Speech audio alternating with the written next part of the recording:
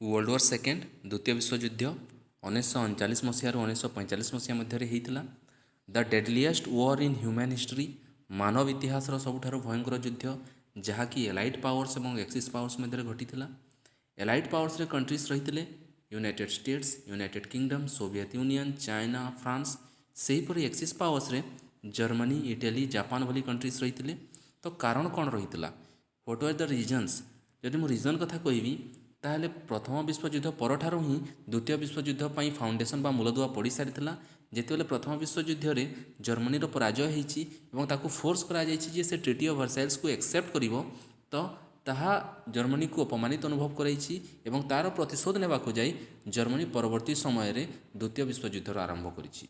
तो first main reason is treaty of Versailles जहाँकि 1919 मसीह होता जर्मनी फोर्सफुली ये ट्रिटी को एक्सेप्ट करथिला जो थे ताकू निज टेरिटरी लस्ट करने को पड़ता एवं तार आर्मी उपर रेस्ट्रिक्शन लगे दि जाइथिला आउ ता सहित कौन होना युद्ध रे जहाँ भी क्षयक्षति होता ताकू भरण पूरण करने जर्मनी को बाध्य करा जाइथिला जो जिनसटा जर्मनी को ह्यूमिलिएट फील करैछि एवं तार रिवेंज नेबाकू जाई से परवर्ती समय कौन करिछि सेकेंड वर्ल्ड वॉर स्टार्ट करिछि। ठीक अछि।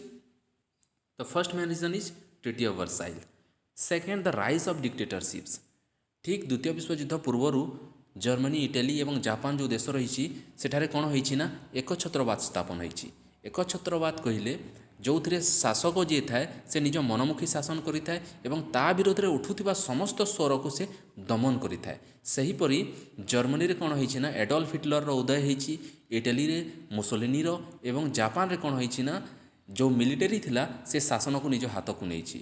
जर्मनी रो जो डिक्टेटर थिला एडल्फ हिटलर से निज जनता को प्रतिश्रुति देछि जे से जर्मनी को आउ थरे एक शक्तिशाली राष्ट्र भाव में गढ़ी तोलिबो एवं प्रथम विश्वयुद्ध रे जो अपमान सहिबा को पड़िथिला तार से प्रतिशोध नेबो। तो rise of dictatorships is the second main reason. Third, economic problems. प्रथम विश्वयुद्ध पर कौन होइछि जो ये यूरोपीय देश गुड़िक गंभीर आर्थिक समस्या देखा देछि जहाँफल सेठारे बेरोजगारी पॉवर्टी बा गरीबी एवं कौन होइछि दरदाम वृद्धि हो जाइछि जहाँफल जनता मध्य गभीर असंतोष प्रकाश पाई एवं सेमानकर जो विश्वास डेमोक्रेसी उपरे थिला ताहा संपूर्ण भाव में उठी जाइछि एवं सेमाने एही भली जो डिक्टेटर्स थिले लीडर्स थिले सेमानकु से सपोर्ट करिसंती। तो third main reason is economic problems. Fourth, aggressive expansion. Aggressive expansion कहले ये जो देश गुड़िक थे जर्मनी इटाली जापान एमानकर माने गोटे माने आक्रमण करिवार भावना सब बेले रहुला से माने निज टेरिटरी बा निज देशर सीमा को वृद्धि करने सब बेले अन्य देश उपर आक्रमण करिवार भावना रखुले। तो यही एग्रेसिव एक्सपांशन एप्रोचटा जो थिला यही जो एटीट्यूडटा थिला देश मानकर यही जिनसटा द्वितीय विश्वयुद्धर एक प्रमुख कारण भाव में छिड़ा होइछि। तो fourth main reason is aggressive expansion. Fifth, failure of the league of Nations. प्रथम विश्वयुद्ध पर कौन होता ना गोटे संगठन माने गढ़ी उठी जार ना था लीग ऑफ नेशंस से पाखापाखि 50 रु अधिक देश थिले किंतु परवर्ती समय कौन होइछि जो संगठनर जो उद्देश्य थिला जे युद्ध पर समग्र विश्व में शांतिर प्रतिष्ठा करिवो से उद्देश्यटा संपूर्ण भाव फेल हो जाइछि कहीं ना ये संगठन पाखरे निजर बा निजस्व कौन आर्मी नथिला निजस्व कौन सेना नथिला। तो ये जो बड़ बड़ देश बा शक्तिशाली देश थिले यही संगठन को मानु नथिले यही संगठनर जो रूल्स रेगुलेशन थिला याको मानु नथिले। तो यही संगठन संपूर्ण भाव फेल होता विश्व में शांति प्रतिष्ठा करिवारे। तो फिफ्थ मोस्ट इंपोर्टेंट बा main reason is failure of the league of nations. Sixth, policy of appeasement. जेते बेले जर्मनी अन्य देश गुड़िक उपर आक्रमण करुला अन्य देश को निज देश सहित माने मिसई दौला ताकू कैप्चर कर नौला सेते बेले ब्रिटेन एवं फ्रांस बोली शक्तिशाली देश गुड़िक ताकू अपोज करू नथिले से जिनिसटा को इग्नोर करुले कहीं से माने युद्ध को एवॉइड करने को चाहूले। तो यही जिनिसटा कौन होइछि जर्मनी मनोबल को बढ़ाई देइछि एवं जर्मनी कौन करिछि परवर्ती समय रे द्वितीय विश्वयुद्ध आरंभ कर देइछि। तो sixth most important main reason is policy of appeasement. Next कौन होइछि आपणकर extreme nationalism and racism. Germany Italy और जापान भली देश गुड़िक जो जनता थिले तांको मध्यरे राष्ट्रवाद को लेकिन निज देश को लेकिन निज जाति निज धर्म को लेकिन माने कठोरता आसी जाइए से माने निज राष्ट्र पाई एते माने निजकू माने कौन करिसंती ना माने डेडिकेट कर देइछंती जे से माने अन्य देश विषय भाभी पारु नाहंती से माने केवल निज देश को प्रेम करती। तो यही जिनसटा कौन होइछि ना विश्वयुद्धर प्रमुख कारण होइछि। एवं जर्मनी रे कौन होइतिला ना जो एडल्फ हिटलर जो पॉलिटिकल पार्टी थिला से गोटे माने गोटे स्प्रेड करिसंती गोटे आइडियोलॉजी को स्प्रेड करिसंती जो थिरे से माने जर्मनी लोक मैंने निजको सुपेरियर फिल करिसंती और अन्य मानक इनफेरियर फिल करिसंती। एवं यही जिनसटा मध्य प्रमुख कारण होइतिला एही रेसिजमटा प्रमुख कारण होइतिला द्वितीय विश्वयुद्धर। तो यही भाव में युद्ध आरंभ हो जाइए। तो जदि आपन को किए पचारे प्रश्न आसे जे द्वितीय विश्वयुद्ध आरंभ केबे होइतिला ताहले आपन कहि पारिबे 1 सेप्टेम्बर 1939 को द्वितीय विश्वयुद्ध आरंभ होइतिला जेतेबेले जर्मनी कौन करिछि ना पोलैंड उपरे आक्रमण करिछि एवं ऑफिशियली माने द्वितीय विश्वयुद्ध आरंभ हो जाइछि।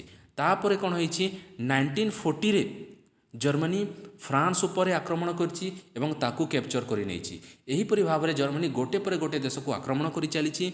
1940 रे से कौन होइछि 1940 जुलाई एवं अक्टोबर मासरे से ब्रिटेन उपरे आक्रमण करिछि किंतु एथिरे से सफल होई नाही।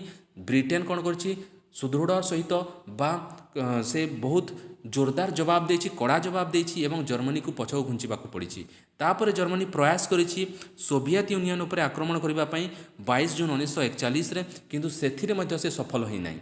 तापर कौन होइछि ना जो बाकी देश गुड़िक थिले जापान इटाली एमाने मध्य युद्ध को डेई पड़िछंती एवं युद्ध आहुरी भयंकर होई उठिछि। एवं 7 डिसेम्बर 1941 रे जापान अटैक करिछि पर्ल हार्बर रे जोठारे से अमेरिकार बहुत सारा पानी जहाज को से नष्ट कर देछि जहाँ द्वारा अमेरिका मध्य फाइनाली युद्ध को आसी पड़िछि एवं युद्धटी आहुरी भयंकर होई पड़िछि। 1942-43 रे कौन होइछि ना बैटल ऑफ स्टालिनग्राड एथिरे कौन होइछि ना सोवियत यूनियन जर्मनी को हराई देछि माने जर्मनी ऊपर अटैक करछि एवं ताकू बहुत माने दुर्बल कर देछि जर्मनी को। एवं 6 जून 1944 को कौन होइछि जो एलाइड पावर्स थिला जर्मनी अमेरिका एवं बाकी देश गुड़िक थिले समस्ते मिसिकी जर्मनी ऊपर अटैक करिसंती। जर्मनी जो कब्जा कर रखिथिला फ्रांस को एवं फ्रांस रो गोटे स्थान थिला नॉर्मंडी सेठारे से माने अटैक करिसंती एवं फाइनली जर्मनी को कौन करिसंती हराई देइछंती से माने। तो 6 जून 1944 को से जर्मनी ऊपर अटैक करके जर्मनी को बहुत दुर्बल कर देइछंती। नेक्स्ट 30 अप्रैल 1945 को कौन होइछि ना जो हिटलर थिला जर्मनी जो डिक्टेटर थिला से सुसाइड्स कर देइछि एवं जर्मनी कौन करिछि जर्मनी सरेंडर करिछि 8 मई 1945 को सरेंडर कर देइछि जे मु आउ हारी गली आत्मसमर्पण कर देइछि मु युद्ध रे हारी गली बोली से सरेंडर कर देइछि। नेक्स्ट जदि मैं कहबी 6 और 9 अगस्त 1945 को ए पर्यंत जापान युद्धर हारी ना युद्धर विरत होई ना निजको विरोध करी ना। तो कौन होइछि ना 6 और 9 अगस्त 1945 को कौन होइछि ना अमेरिका जापान उपरे परमाणु बोमा पकईछि। जापान रो दुईटी शहर हिरोशिमा और नागासाकी उपरे से परमाणु बोमा अटैक करिछि जहाँ फल रे जापान बहुत गभीर भाव में बहुत भाव में दुर्बल हो पड़ी एवं से फाइनाली सरेंडर करिछि 2 सेप्टेम्बर 1945 को 2 सेप्टेम्बर 1945 को से सरेंडर करिछि एवं एथि सहित द्वितीय विश्वयुद्धर परिसमाप्ति घटी। तो ये युद्धर परिणाम कौन रहा फलाफल कौन रहा ताकू टिके देखिनेबा। तो प्रथमतः कहबाकू गले ये युद्धर एलाइड पावर विक्ट्री होइछि एवं एक्सिस पावर्स कौन होइछि पराजय होइछि। एलाइड पावर्स रे किए थिले आपणकर एलाइड पावर्स रे थिले आपणकर यूएसए यूनाइटेड किंगडम ता सहित चाइना फ्रांस एभली देश गुड़िक रही एवं एलाइड पावर्स रे जर्मनी इटाली एवं जापान जहाँ माने हारिबाकू पड़ीथिला। जर्मनी सरेंडर करथिला 8 मई 1945 को एवं 2 सेप्टेम्बर 1945 को आपणकर जापान सरेंडर करथिला एवं एई देश गुड़िक रे कोन होइथिला जो डेमोक्रेसी थिला ताकू रिस्टोर करा जाइथिला। नेक्स्ट जदि कहिबा तो बहुत जीवन एवं धन संपत्तिर हानि घटी जदि मु कहिबी टोटल ताहेले 70 ରୁ 85 मिलियन 70 to 85 मिलियन लोकंकर मृत्यु होइथिला भाभी नियंतु 70 to 85 मिलियंस लोकंकर मृत्यु होता जो थे 25 to 30 मिलियंस केवल सोल्जर्स थिले एवं सिविलियन जदि कथा कहवा साधारण नागरिकों जदि कथा कहवा ताले 45 to 50 मिलियन साधारण नागरिक थिले। नेक्स्ट जदि कहवा तार रिजल्ट कौन रही then end of Axis powers end होता जो थे हिटलर मुसोलिनी एमाने निज शासन को हरई थे। क्रिएशन ऑफ यूनाइटेड नेशंस जेपरी प्रथम विश्वयुद्ध पर लीग ऑफ नेशंस बोली गोटे संगठन गढ़ी उठी विश्व शांति प्रतिष्ठा सेहीपरि द्वितीय विश्वयुद्ध पर एक संगठन गढ़ी उठी यूनाइटेड नेशंस कहीकि कहीं द्वितीय विश्वयुद्ध में जो अमेरिका जापान पर परमाणु बोमार अटैक करथिला ताहार भयावहता एते थिला जे पूरा विश्व देखी युद्धर माने भयंकर परिणाम को। तो भविष्य में एभली युद्ध न हो बोली समस्ते मिसिकी समस्त देश गुड़िक मिसिकी एक संगठन तैयारी कले एवं विश्व शांति प्रतिष्ठा एक प्रचेष्टा लगेले।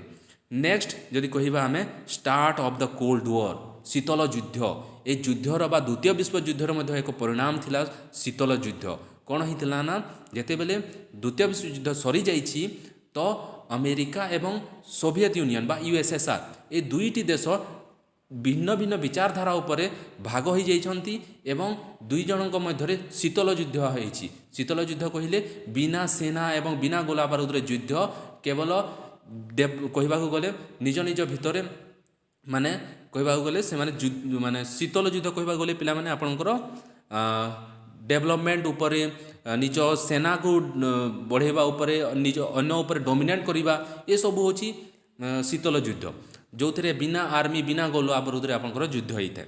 ठीक अच्छे तो यही सब परिणाम रही द्वितीय विश्वयुद्धर। ठीक अच्छे तो आशा करुँची समस्ते बुझीपारे एवं पुणी देखा आउ एक नुआ वीडियो एवं आपन जदि प्रथम विश्वयुद्ध विषय जानी ना ताले ऑलरेडी वीडियो पड़ी चैनल रे मो डिस्क्रिप्शन लिंक दे देछि आपन निश्चित भाव में थोड़े देखी नेबे। रही धन्यवाद।